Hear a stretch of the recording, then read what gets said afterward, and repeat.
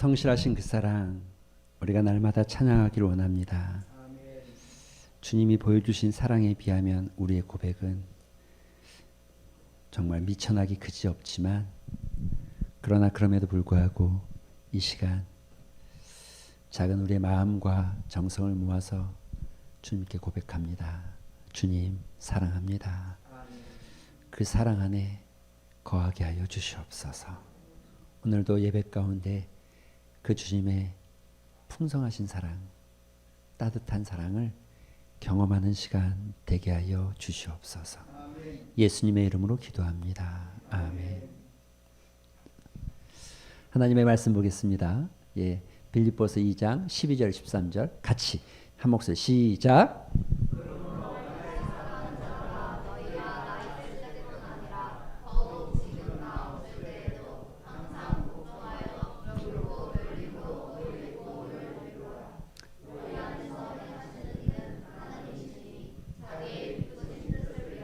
너희에게 소원을 두고 행하게 하시나니. 아멘. 할렐루야. 예, 이제 저를 좀 편하게 보시면 좋겠습니다. 할렐루야. 예, 예. 오후 예배는 좀 편했으면 좋겠는데 저도 좀 편했으면 좋겠고, 예, 편안한 마음으로 나누면 좋겠습니다. 데살로니가 후서는 3장까지 있고요. 디모데 후서는 4장까지 있습니다. 우리 권사님, 근데 저도 당황했어요. 목사님 성경책이 이상해요. 그래가지고 뭐가 이상한데 사장이 없어요. 그러는 거 사장이 통째로 없다는 거예요. 눈을 막 씻고 봤잖아요. 오 진짜 없네. 어떻게 된 거지? 가만 보니까 데살로니가 후서야. 디모데후서는 4장까지 있고 데살로니가 후서는 3장까지 있습니다. 여러분 하여간 그 말씀을 보기 위해서 또 찾기도 하고 뭐 이런 은혜들이 있으니까 그런 에피소드들이 주어지지 않나 싶습니다. 원래 10일까지가 힘든 거예요. 이번 주는 다니엘 기도 일주일 상대적으로 좀 쉽습니다. 조금 편안합니다. 왜냐하면 처음에는 이렇게 은혜가 있지만 이게 평소에 안 하던 거라 한 3일 4일 지나가면 좀 피곤해져요. 지쳐요. 노력하고 애써도 조금 힘들어져요. 그럼 자꾸 이게 체력도 떨어져요. 그런데 이게 몸에 안 익어서 그렇죠. 근데 한 2주 정도 지나가면 이게 조금 편해져요. 조금 자연스러워지고 그냥 8시 되면 이 예배가 가야 되는 거 이런 생각이 들죠. 다니엘 기도 이제 한 주간 남았습니다. 그냥 뭐 여러분 사모하는 마음으로 좀 참여하시면 은혜가 될 줄로 생각합니다. 오후 예배 나오시는 인원 다 나오시는 걸로. 그래서 수성이도 나오는 걸로. 예, 정말 한번 사모하시고 이게 우리가 왜 어떤 은혜가 주어질지 모르잖아요. 하나님께서 우리에게 어떤 은혜를 주실지. 그래서 조금 야성을 좀 가질 필요도 있어요. 말씀을 정말 잘하는 분도 있지만 진짜 잘 못하는 분들도 좀 있는 것 같아요. 제가 보니까. 그래서 저분은 말씀을 참 조리 있게는 못한다. 그런데 그 현장과 삶이 보여주지 않아요. 현장과 삶이. 저 사람의 모습에서 증거하고 싶은 게 뭘까? 오늘 나한테 보여주고 싶은 게 뭘까? 이런 고민을 계속하면서 묵상하면서 듣는 거죠. 듣다 보면 그 삶의 모습 속에서 나타난 하나님, 그가 고백하고 있는 사랑의 하나님, 그가 말씀으로 살려고 했던 삶의 흔적들, 그가 붙잡고 있었던 어려운 중에도 붙잡고 있었던 하나님의 그 강인함을 보게 되는 것 같더라고요. 저는. 그래서 그게 감사하고 그게 은혜가 되어지고 또 그런 하나님을 보기 때문에 내 안에도 그런 하나님이 존재하신다는 것. 비록 내가 지금 그와 비슷한 현장이 아니어도 내 안에도 그런 하나님 계시기 때문에 나도 그런 삶의 현장에 나아갈 수 있겠구나. 이런 용기도 생기고 다짐도 좀 생기고 참 다양한 분들이 와서 다양한 이야기 속에 하나님께서 다양한 삶의 현장 속에서 다양하게 역사하고 다양하게 일하시는 것을 보는 거죠. 우리가. 다니엘 기도 이제 한 주간 남았습니다. 우리 21일은 간증의 밤이거든요. 간증의 밤.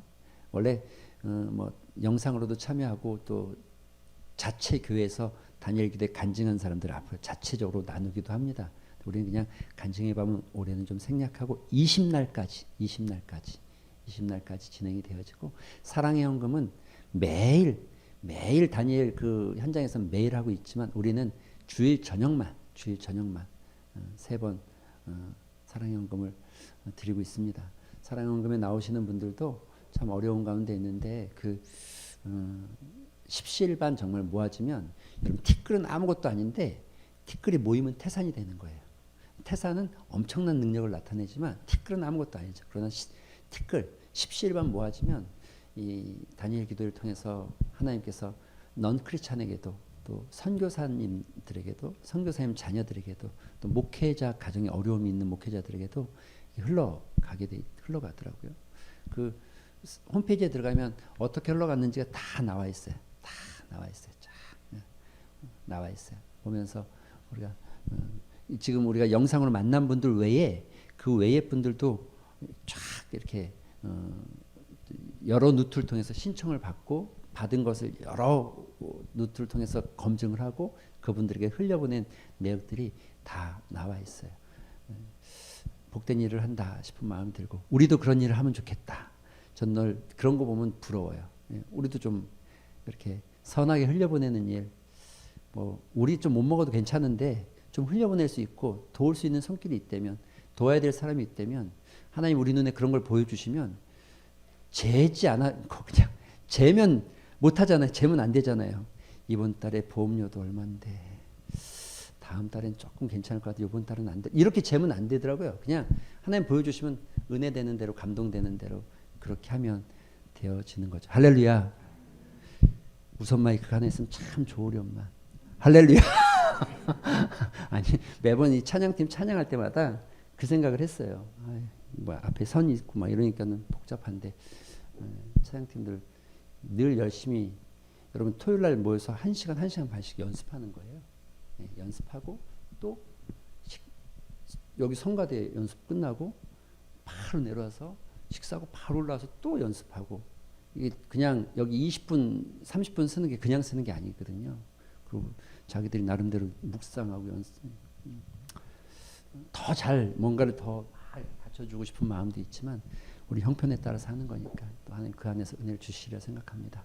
가을 되니까 마음이 좀 센치해져서 시를 하나 읽고 싶어요. 시를.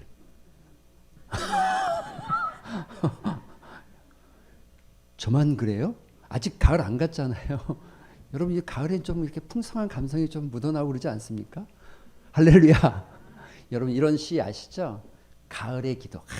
이 가을 되면 늘 외웠던 시잖아요. 이렇게 한번 보실래요? 가을에는 기도하게 하소서. 낙엽들이 지는 때를 기다려 내게 주신 겸허한 모국어로 나를 채우소서. 가을에는 사랑하게 하소서. 오직 한 사람을 택하게 하소서. 가장 아름다운 열매를 위하여 이 비옥한 시간을 가꾸게 하소서. 가을에는 홀로 있게 하소서. 나의 영혼 굽이치는 바다와 백합의 골짜기를 지나 마른 나뭇가지 위에 다다를 까마귀같이 가을에는 홀로 있게 하소서. 여러분 좀 이렇게 리차드 포스트가 쓴 나중에 꼭 같이 우리 공부해 보고 싶은데 영적 훈련과 성장이라는 책이 있어요. 거기에 보면 이 외적 훈련 중에 홀로서기라는 게 있어요. 홀로서기. 굉장히 중요한 거거든요. 혼자 있어 보는 시간. 이 인간이 잘 못하는 것 중에 하나 그거잖아요. 혼자 있는 거 잘 못하잖아요. 홀로 있게 하소서 가을에는. 근데 이 시가 우리나라에서는 가을만 되면 읽혀지는 아주 유명한 시인데 이 시 말고 좀 세계적으로 유명한 가을 시가 하나 있어요.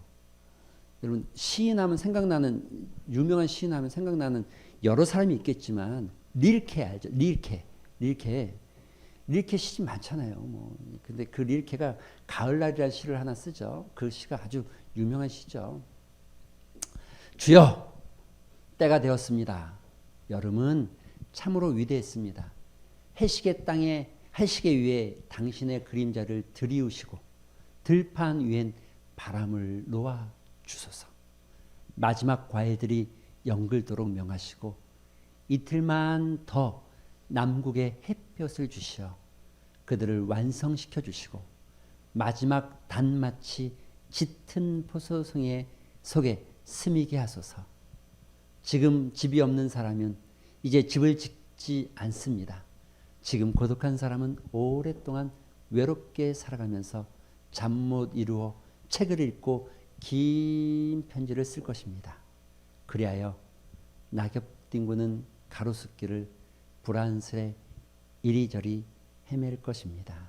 이게 가을 가장 많이 읽었던 시 맞죠?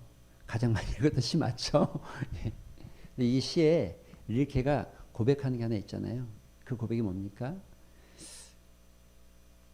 주여, 때가 되었습니다. 여름은 참으로 위대했습니다. 이 말과 이 고백 안에는 이 대자연의 놀라운 이 가을에 익어가는 열매를 보면서 농부의 땀 흘림보다 더 값진 게 뭐냐? 하나님께서 하셨다는 걸 고백하고 있는 거예요. 하나님께서 하셨다는 것을. 해시계 위에 당신의 그림자를 들이우시고 들판 위에 바람을 놓아주소서. 이게 지금 기도임과 동시에 그분이 하신 것을 찬양하는 거죠. 찬양하는, 역설적 찬양을 하는 거죠. 당신이 이와 같은 자연, 이 만물이 익어가는 가을을 만드셨고 무르익은 저 그 들녘판에 이 푸른빛과 황금빛 당신의 은혜입니다. 이 고백이 담겨져 있는 겁니다. 할렐루야죠. 이게 참 우리가 한 것 같은데 우리가 한 게 아닌 거. 우리가 한 것 같은데 내가 한 게 아닌 거죠, 사실은. 이것 깨닫기가 참 어려운 거잖아요. 이것만 깨달아도 하나님에 대해서, 하나님에 대한 이 감사가 얼마나 커집니까? 근데 이게 내가 했다고 생각하고 내 능력이라고 생각하고 내 노력이라고 생각할 때 사람들은 교만해지고 우쭐해지고,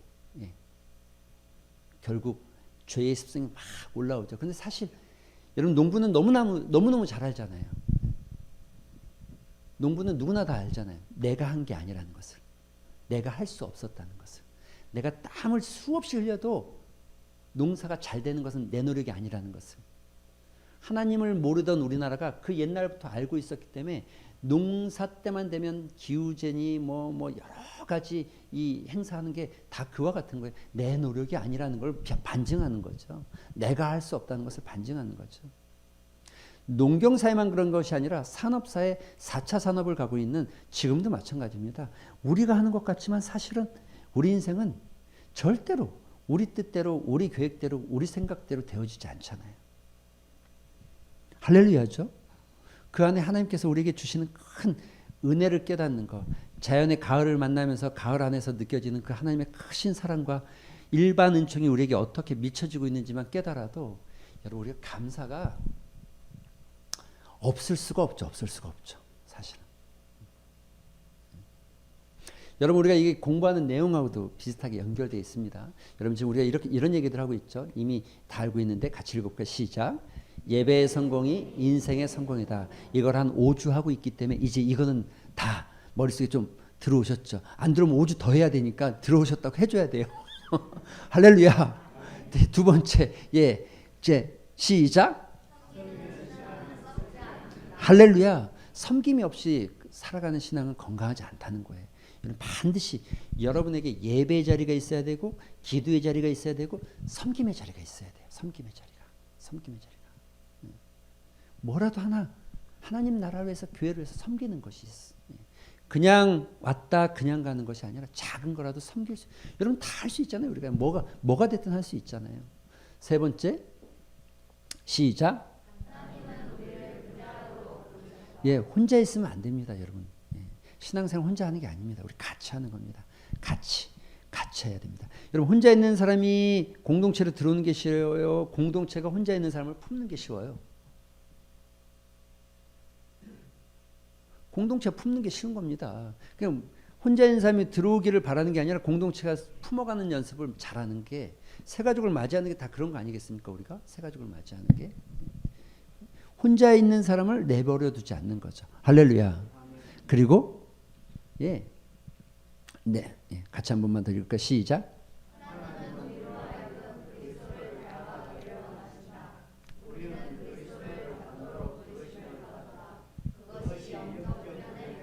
그래서 훈련은 이거예요. 시작. 할렐루야. 훈련은 예수님을 닮아가는 과정입니다. 예수님하고 닮아가는 거. 이걸 우리가 제자도라고 하고 그리스도인이라고 합니다. 그리스도인의 궁극적인 목표는 뭐냐면 늘 두 가지입니다. 우리에게 있어서 궁극적인 목표는 두 가지뿐이 없습니다. 하나가 뭡니까? 하나가 예수님의 사역을 계승해 가는 거. 이걸 복음을 전하고 전하는 거죠. 계승해 가는 거. 계승해 가는 거. 여러분 우리가 이웃을 사랑하는 이유가 뭡니까? 궁극적으로는 그 영혼이 하나님 앞에 돌아오길 소망하는 마음이 있어야 됩니다. 그저 그냥 이웃을 사랑한다. 여러분 이건 다 하는 거잖아요. 불교도 자비를 베풀어서 공양하고 나눠주잖아요. 똑같잖아요. 그럼 그 사람들이랑 우리랑 다른 건 뭐예요? 없는 거죠. 똑같아지면 안 되죠. 우리는 궁극적으로 그 영혼을 진짜 사랑하기 때문에 죽어져 있는 영혼을 살려내는 거, 예수 그리스도 앞에 돌아오게 하는 거. 그래서 전도는 사랑이고 사랑은 전도죠. 그러니까 우리의 궁극적인 이 신앙인의 목표는 예수님의 사역, 그 영혼들을 불러 모았던 예수님의 사역을 계승하는 거. 두 번째는요, 예수 그리스도의 성품을 닮아가는 거. 그분을 닮아가는 거. 그 두 가지를 통해서 우리가 드러내는 게 뭡니까? 드러내는 게 뭐예요? 하나님께 영광이 되는 삶이 되는 거예요. 그 두 가지를 통해서. 여러분 자녀가 가장 예쁠 때가 물론 우리는 불완전하기 때문에 우리의 불완전함을 자녀가 닮아갈 때 그게 가장 불편하고 불편한 진실이 되어지지만 부모가 가장 좋을 때가 언제입니까? 자녀가 부모의 모습처럼 그 좋은 모습처럼 자라가기 시작할 때 부모가 기쁘고 그로 인해서 이런 얘기 듣는 거죠. 누구 집 자식이야? 참 쓸만하네. 뭐 하는 사람이야? 참 교회 다녀? 이렇게 되는 거잖아요. 참 역시 다르네. 이럴 때 누가 영화롭게 되는 겁니까? 하나님 영화롭게 되는 거죠. 그리고 우리가 전도하는 거, 이 사역을 계승하는 거, 그리고 예수 그리스도의 성품을 닮아가는 거, 훈련은 빼놓을 수 없는 아주 중요한 거죠. 여러분 우리가 그래서 이 다섯 가지를 네 가지를 지금 섬김은 사역이라는 것 여러분 기억하시고 배워가고 있죠. 그런데 우리가 이런 질문 해보고 싶어요. 이 세상에서 꼭 진짜 필요한 사람은 과연 누구일까? 여러분 답이 잘 안 나오니까 이렇게 생각해 보겠습니다. 지능이 높은 사람, 재능이 많은 사람, 누가 필요합니까? 지능이 높은 사람, 재능이 많은 사람. 정답은 사실은 깊이가 있는 사람. 할렐루야. 여러분 우리가 지능이 높다고 해서 세상에 필요로 하는 사람이 아닙니다. 깊이가 있는 사람. 그러니까 이걸 우리가 인격, 성품을 깊이가 있는 사람. 세상은요 누가 바꿔갔냐면 지능 있는 사람이나 재능 있는 사람이 바꾸는 게 아닙니다. 결국은 깊이가 있는 사람, 인생의 깊이, 사람의 깊이가 있는 사람. 깊이가 있어야 타인을 품을 수 있는 그릇이 되거든요. 타인을 품을 수 있어야 세상을 바꿀 수 있거든요. 기술로 바꾸는 게 아니라, 재능으로 바꾸는 게 아니라, 지식으로 바꾸는 게 아니라. 그런데 이렇게 깊이가 있으려면, 지식은 머리가 똑똑하면 되고 재능은 달란트가 있으면 되는데 깊이가 있으려면 뭐 해야 됩니까? 이게 훈련이에요. 훈련되어지는 거예요. 금메달은 그냥 따는 게 아닙니다. 월드컵 16강 그냥 갈 수 있는 게 아닙니다. 누군가 월드 챔피언십에서 1등 한다는 거 그냥 될 수가 없습니다. 그들이 무던한 훈련을 통해서 자신들의 삶과 기술의 깊이가 더해지기 시작할 때 그 열매로 나타나는 거죠. 그냥 될 수 있는 게 하나도 없죠.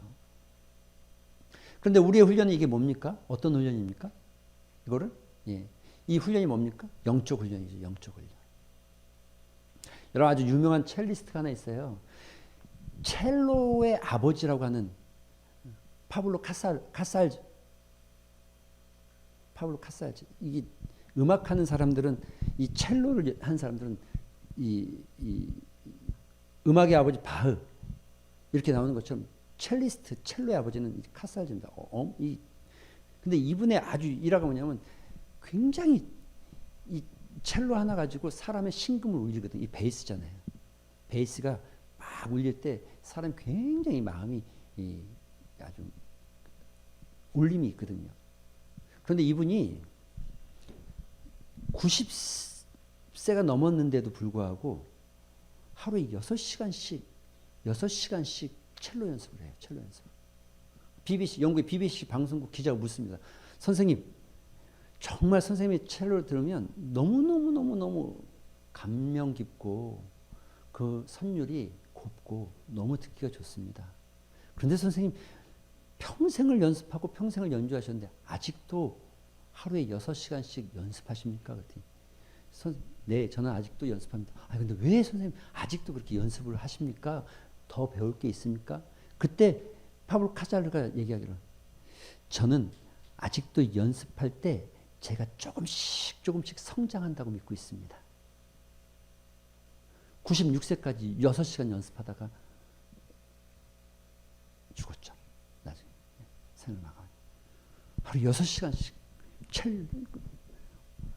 근데 진짜 시간이 갈수록 이분의 첼로는 젊었을 때 이 기술적인 첼로가 아니라 나이가 들어갈수록 첼로를 칠 때 정말 감명 깊은 울림이 있는 첼로가 되어지죠.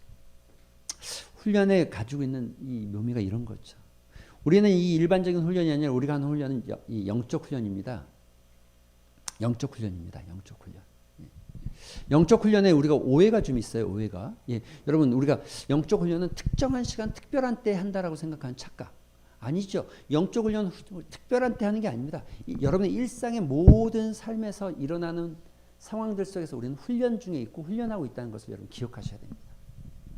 특별히 시간 내서 하는 게 아니라는 거죠. 특별히 시간 내서. 또 영적 훈련하다 보면 우리가 착각하는 게 이런 거죠. 영적 훈련하면 굉장히 침울하고 고역스럽고 뭔가 좀 무거운 짐을 지는 것 같다. 사실은 아닙니다. 영적 훈련을 해갈수록 우리는 진정한 자유를 만끽하게 되는 겁니다. 여러분 아까 보셨죠? 사실 여러분 우리가 거룩하지 못한 것은 우리의 행함이 우리가 행한 것에 대한 문제가 아니라 사실은 우리가 죄인인 것은 우리의 행위의 결과가 우리를 죄인이라고 말하는 것이 아니라 우리의 내적인 구조에 문제가 있는 거예요. 내적으로 내 안에 죄성이 존재하기 때문에 우리가 죄인이고 죄를 지을 수밖에 없고 죄 짓는 자가 되어지는 거예요.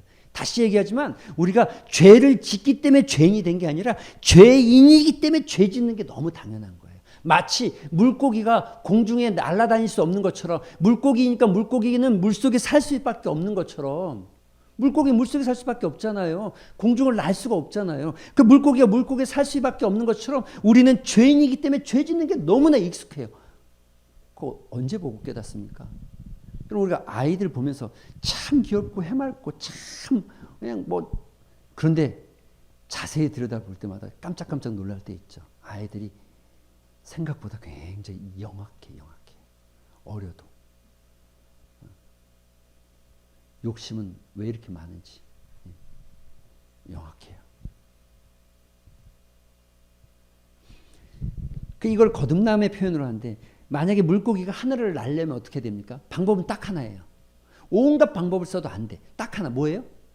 다시 태어나야지 뭐. 다시. 이걸 우리가 거듭남이라고 합니다. 거듭남. 다시 태어나야죠. 그러니까 우리가 그리스도 안에서 새로운 피조물이 된다는 의미가 이런 의미죠. 물론 이 거듭남이라는 게 죽었다 엄마 뱃속에 들어갔다 다시 나온다는 이런 의미는 아닙니다. 여러분, 우리가 진짜 이 영적 훈련의 진미는 고역이나 힘든 게 아니라 하면 할수록 한 가지, 훈련, 순종을 더 쉽게 만들어줍니다. 일상의 훈련이 얼마나 지겹고 힘들고 안 되고 내가 믿음을 살려고 내 의지를 살려고 해도 안 되지만, 우리가 영적 훈련의 삶을 거듭할수록 순종이라는 게 너무너무 쉬워져요. 할렐루야. 그렇기 때문에 우리가 훈련을 통하면 일상에 하나님께서 우리에게 주시는 말씀의 자유를 누리기 시작하는 거예요. 자유를. 기쁨이 있고.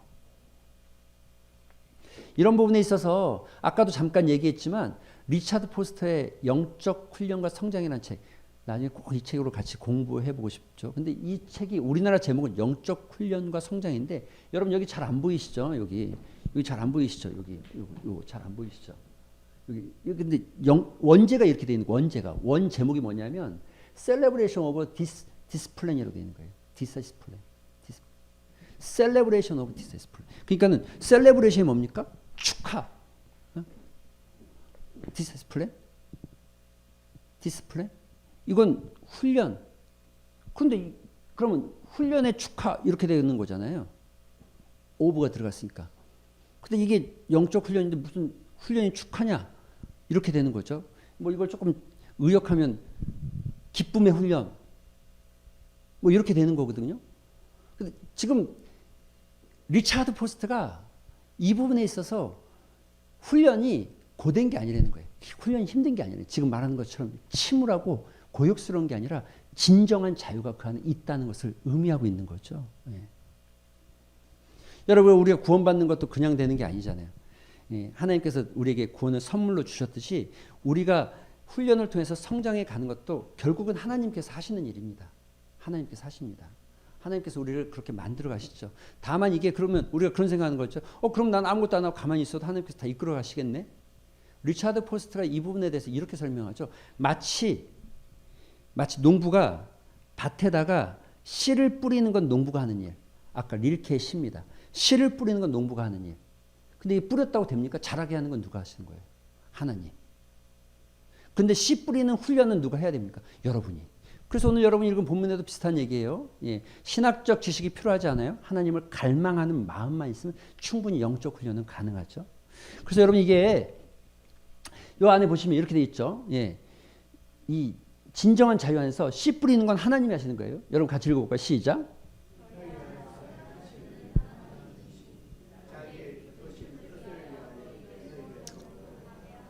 자, 누가 하신다고요? 너희에게 너희 안에서 행하시는 이가 누구예요?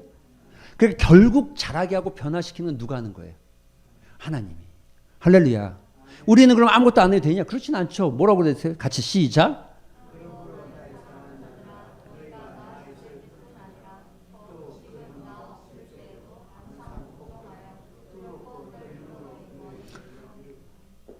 이건 명령어입니다.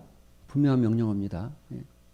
너희가 이루어야 돼. 그 착각하면 우리가 하나님께서 다 알았으니까 그럼 냅두면 되겠지. 그렇진 않다는 거예요. 리차드 포스트의 말에 의하면 씨를 뿌리는 것은 내가 하는 거예요. 그러나 씨 뿌렸다고 해서 다 자라는 건 자라게 하시는 건 하나님이에요. 그러니까 우리가 훈련을 통해서 변화시켜 가게끔 만들어가는 건 하나님이 하시는 거예요. 훈련을 한다고 해서 다 변화되지는 않지만 훈련시키고 훈련 중에 우리가 들어가기 시작할 때 우리의 삶을 하나님의 거룩한 예수 그리스도의 거룩한 성품과 그분의 장상 분량까지 자라가게 하시는 것은 하나님이 하시는 일이라는 거죠. 할렐루야. 그러니까 어떤 한 면에서 우리가 자유할 수도 있고 기뻐할 수도 있어요. 그러나 그럼에도 불구하고 구원에 대한 이 훈련을 이루라는 이 말씀 안에는 분명히 우리가 뭐가 있습니까? 이 말씀 안에는요. 다른 게 아닙니다. 노력하고 헌신하고 그냥 되어지지는 않는다는 씨 뿌리는 일은 해야 되는 거죠. 여러분 오늘도 여러분의 인생에 씨를 뿌렸으면 좋겠습니다. 할렐루야. 여러분이 지금 씨를 뿌리면 지금 당장 거둬들이지 못한다 할지라도 그 씨가 여러분의 인생에 5년 후에 10년 후에 15년 후에 놀라운 열매로 나타날 것이고 그 씨가 여러분의 가정과 여러분의 자녀들에게 엄청난 영향력으로 나타나게 됩니다. 할렐루야. 뿌리셔야 돼 근데. 뿌리라는 거죠. 그럼 우리가 훈련할 때 어떻게 해야 되는가? 같이 읽어보겠습니다. 시작.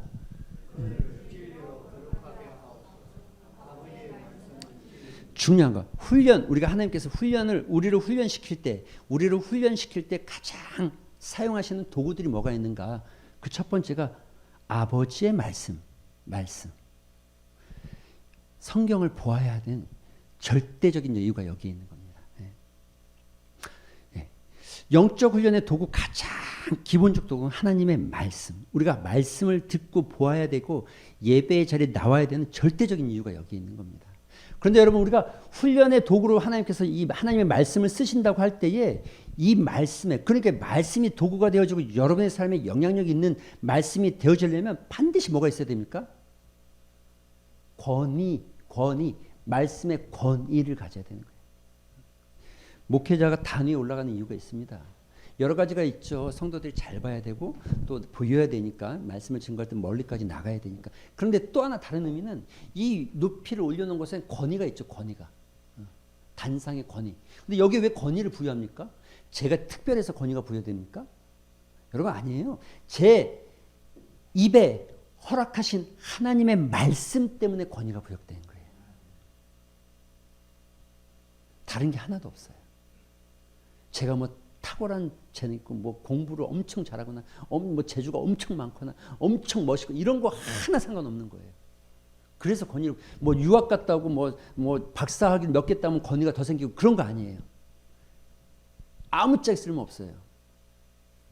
비록 우리 그 누구예요? 깡패였다가 하나님의 은혜로 목사 되신 그 목사님이 공부 줄이 짧다고 해도 그래서 열심히 신학 공부해서 목사 돼서 단에 섰어도 그 목사님의 입술에 권위가 부여되는 건 단 하나예요. 뭐예요? 왜요? 하나님의 말씀이기 때문에 그런 거예요. 말씀이기 때문에. 할렐루야. 근데 여러분 이 권위라는 거를 착각하면 안 돼요. 이 권위가 뭐냐면 권위가 다른 게 아닙니다. 권위는 이 권위라는 게 선택의 기준과 근거를 제시하는 거예요. 이 권위가 여러분 보세요. 아주 쉽잖아요. 자, 내가 오늘 주식을 하나 살 거예요. 주식을 살 거예요. 그런데 제가 주식을 살 때 예를 들어서 우리 찬양 리더 지영이가 목사님 이 주식이 좋아요 하고 뭔가 A를 꼽았어요. 뭐 아는 게 있어야지 뭘 자꾸 이런 거. 제가 이 지영 리더의 말을 따르겠어요?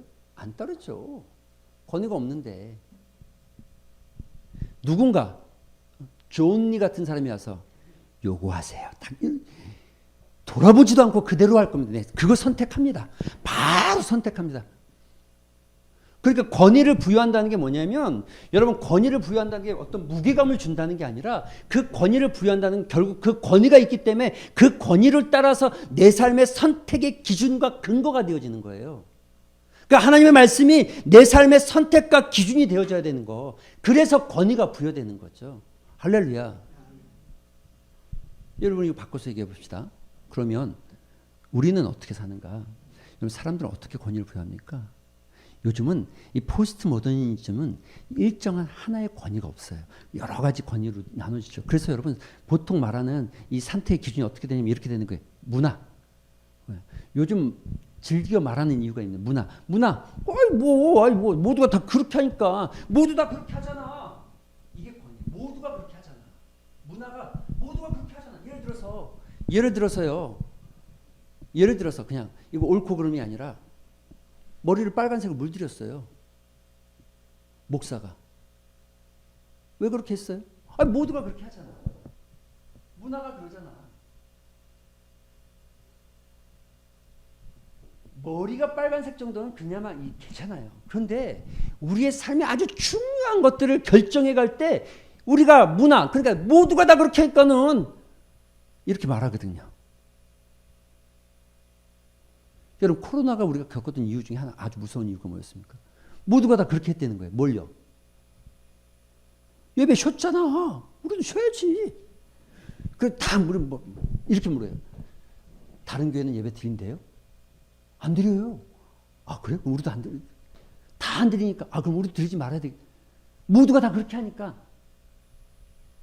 저도 상미했을 때 그런 마음이 있었어요.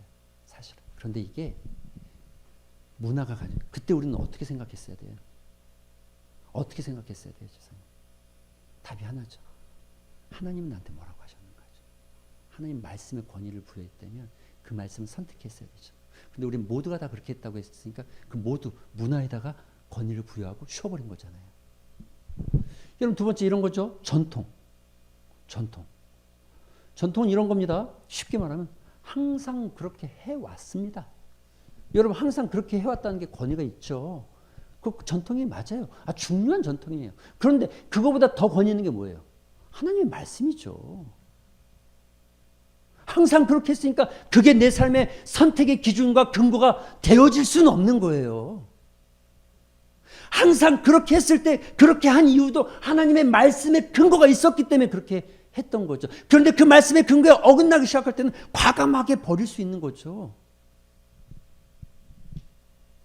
여러분 세 번째 우리가 이렇게 생각합니다. 이성. 이걸 이렇게 말하는 거예요. 쉽게. 논리적이고 이게 합리적이잖아. 논리적이야. 특히 저 같은 사람이 잘 당해요. 저는 사고 자체가 논리적인 걸 좋아하거든요. 합리적인 걸 더 좋아하고. 그러니까 저 같은 사람이 이런 걸 잘 당해요. 그런데 여러분 하나님의 말씀이 100% 논리적입니까? 물이 변화해서 포도주 됐대. 논리가 됩니까? 예수님 무리를 걸었대. 바람을 잔잔케 했대. 합리적입니까? 물고기 2마리 보리떡 5개로 5,000명 먹이고 12광주를 남겼는데 이거 논리로 설명 가능해요? 안 되잖아요. 안 되는데 우리는 그 하나님의 말씀에다가 권위를 부여하지 않고 우리의 이성에다 권위를 부여하기 시작하면 이렇게 설명하는 거예요. 목사님 이게 논리적이잖아요. 목사님 이게 합리적이잖아요. 포스트 모더니즘 사이는 더 그렇죠. 마지막 감정. 이거 매우 중요하죠. 감정. 예. 이게 옳은 일처럼 느껴진다니까요. 이게 옳은 일처럼 생각되어지는데요. 이게 옳은 일처럼 느껴집니다. 여러분 다 착각이에요. 내 감정에다가 옳고 그름을 두기 시작하면 이런 오류에 빠지는 거예요.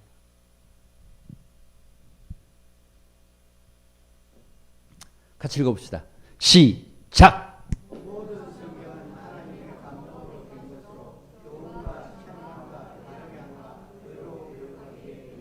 뭐가요?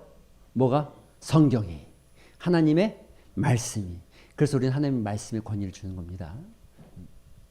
말씀을 내 것으로 만들기 위한 5가지 방법. R로 시작한 5가지죠. 받아들이기. 리시브 하는 거죠. 예, 받아들여야 됩니다. 겸손한 자세, 열린 마음으로 하나님의 말씀을 들으려는 자세가 있어야 됩니다. 내 생각과 내 상황과 내 판단을 맞춰놓고 하나님의 말씀을 듣다가 내가 상황과 내 판단, 내 생각과 내 환경이 맞지 않으면 리젝 시키는 것이 아니라 리젝 시키는 게 아니라 열린 마음, 오픈하, 열린 마음, 겸손한 마음, 낮은 자세, 예. 언더, 낮은 자세. 예, 그래서 리시브 받아들여야 되겠죠. 2번째 읽는 거예요. 리드하는 거죠. 읽는 거예요. 예, 계획을 짜서 정기적으로 읽는 거예요. 여러분의 매주 한 번씩 보내드리는 우리 교회 이 영상과 그 안에 이 성경 일독 프로그램이 있습니다. 물론 그걸 따라서 안 읽는 분도 있고 읽는 분도 있겠지만 그렇게 보내드리는 이유가 뭡니까? 꾸준히 정기적으로 읽어야 되기 때문에 그러는 거죠. 3번째 연구하는 겁니다. 리서치하는 거죠. R자죠. 리서치하는 거죠. 그러니까 이 말씀이 진짜 그런가 생각하면서 그 말씀을 연구하고 들여다보기 위해서 시간을 내고 공동체와 함께하는 거예요. 나 혼자 하면 이단으로 빠지기 쉬워요. 그럼 공동체와 함께하는 거예요. 목회자와 함께하는 거예요. 그렇게 해서 연구해 가는 거죠. 4번째, 예, 기억하는 거죠. 리멤버 하는 거예요. 리멤버. 예, 자꾸 기억하는 거죠. 기억은 아주 쉬우려면 반복해야 됩니다. 여러분 반복하면 예, 돌머리가 가장 기억력이 좋은 거예요. 왜요? 새겨지면 안 지워지니까. 새겨지면 영원토록 지워지지가 않거든요. 돌머리가 가장 기억력이 좋은 거예요. 나는 목사님 머리가 너무 나쁘고 너무 머리가 굳어서 안 돼. 굳었기 때문에 잘 되는 거예요. 할렐루야. 굳으면 잘 되는 거예요. 말랑말랑하면 여러분 모래 위에다 글 써봐요. 아무리 써도 다 지워지잖아요. 근데 돌에다 새겨놓으면 안 지워진다니까. 할렐루야. 그럼 여러분 기억하시는 거 나는 안 된다가 아니라 단지 한 가지 조건이 있죠. 모래 위에는 한 번만 써도 써져. 그런데 돌 위에는 어떻게 해야 됩니까? 몇 번 써야 돼요. 반복.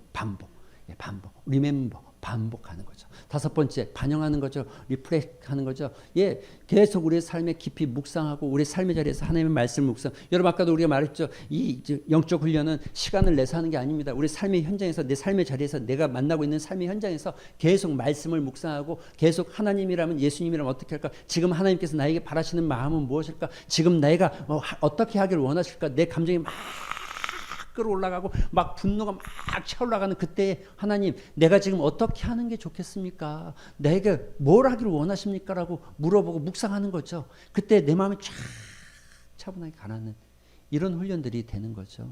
예. 말씀을 내 것을 만드는 방법. 예, 같이 한번 읽어볼까요? 시작. 다시 좀 맞춰서 큰 소리로 시작.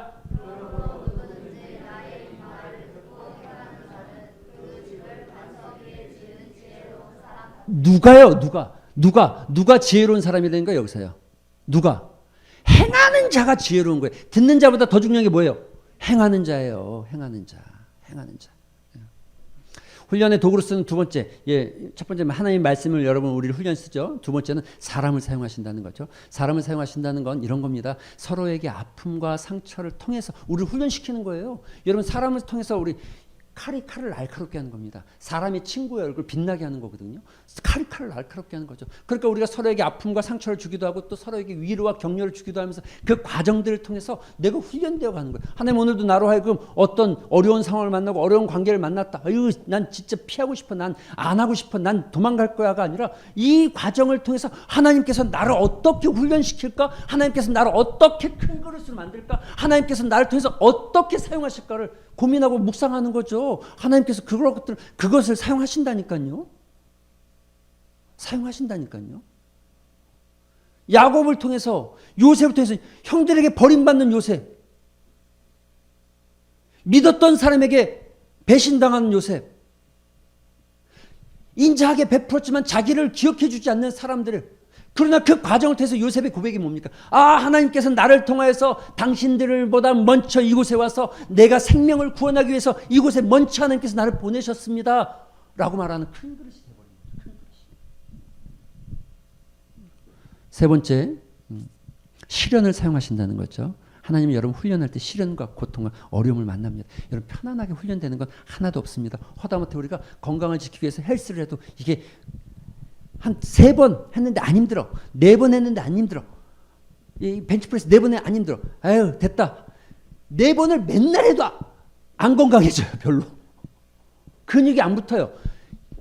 4번 했는데 5번째가 너무너무 힘들어. 근데 그 5번을 들어 올리고 6번을 들어 올려야 근육이 붙는 거죠.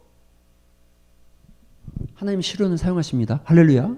시련은 이런 거죠. 사는 시련을 통해서 하나님께서 온전하게 이 시련의 과정을 통해서 이 역경의 과정을 통해서 그러니까 이 요셉처럼 낭떠러지에 떨어져 구덩이에 박히고 또 감옥에 잡혀가는 그 시련을 통해서 그 시련 가운데서 하나님께서 신실하게 계신다는 것을 신뢰하게 만들고 할렐루야. 하나님께서 나를 이끌고 계신다는 확실한 믿음을 갖게 하고 할렐루야. 아침에도 잠깐 설명했지만 여러분 온성도 목사님 저는 진짜 내가 할 수 있을까 싶은 마음이 들어요. 왜 타지 아닙니까? 말 안 통하는 중국 공안들한테 그 감옥이 우리나라 감옥 들어가도 마음이 소위 쫄리는데 거기 어떻게 한 달도 아니고 2년간 아마 저는 미쳐버릴 것 같아요. 진짜로.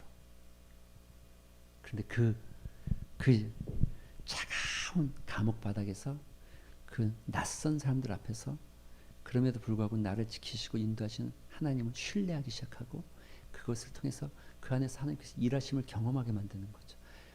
우리가 그걸 들은 거잖아요. 어제 그제 설명이 그 간증을 통해서 탈북자들을 그러니까 그 시련의 자리가 하나님을 진짜 경험하고 신뢰하게 만드는 은혜의 자리였던 거죠. 두 번째, 시련은 시련으로 끝나지 않고 그 너머에 축복이 있다는 것을 깨닫게 하는 거죠. 하나님께서 광야를 거치면 가나안에 간다는 축복을 하나님께서 보게 하는 거죠. 그래서 시련은 하나님께서 사용하십니다. 여러분 시련의 자리가 피해야 될 자리, 도망가야 될 자리가 아니에요. 때때로 우리 삶에 결핍이 다가올 때 그 결핍이 은혜입니다. 여러분 풍족한 게 은혜가 아니라 결핍이 은혜입니다. 여러분 우리가 풍족할 때 하나님을 거부하고 하나님을 잊어버리고 하나님을 놓아버리기 쉽습니다. 그런데 우리가 결핍이 있을 때, 우리 안에 결핍이 있을 때, 우리 안에 부족함이 있을 때, 우리 안에 시련이 있고 결핍이 찾아올 때 더 하나님을 찾게 되고 더 하나님을 의지하게 되고 더 하나님을 바라보게 만들거든요. 할렐루야. 시련은 결핍은 은혜죠. 시련이 하나님께서 여러분 그래서 우리가 소위 이 시험이 세 가지 사탄의 시험 이건 시험이 아니죠. 사실은 정확하게 말하면 유혹이죠. 템프테이션 유혹이죠. 예? 우리를 넘어뜨리고 하나님으로부터 멀어지게 만들고 우리를 쓰러뜨리기 위한 그래서 하나님께서 주신 시험 이건 시험이 아니죠. 사실 레벨업을 위한 훈련이죠. 훈련 과정입니다. 이 훈련을 잘 통과하면 분명히 더 큰 상급이 주어지고 더 큰 은혜가 주어지죠. 세 번째 우리 욕심에 의해서 넘어지는 시험 이 세 가지가 있다는 거죠. 이런 것들을 사용하셔서 여러분을 훈련시키고 있다는 거. 할렐루야. 말씀과 사람들을 사용하시고 시련을 사용하신다는 거. 말씀, 사람, 환경. 이 세 가지를 통해서 내가 훈련되어지고 내가 성장해 가고 있다는 하나님의 말씀 앞으로 어디까지 그리스도의 인격과 인품을 닮아가고 있다는 거죠. 할렐루야. 그러니까 그런 걸 만날 때마다 기뻐하고 즐거워해야 되는 도망가야 돼, 피해야 돼, 난 죽어도 싫어 이런 게 아니라 그 자리가 여러분 복된 자리라는 거. 그 은혜가 있게 되길 바랍니다. 같이 한번 읽어보겠습니다. 시작.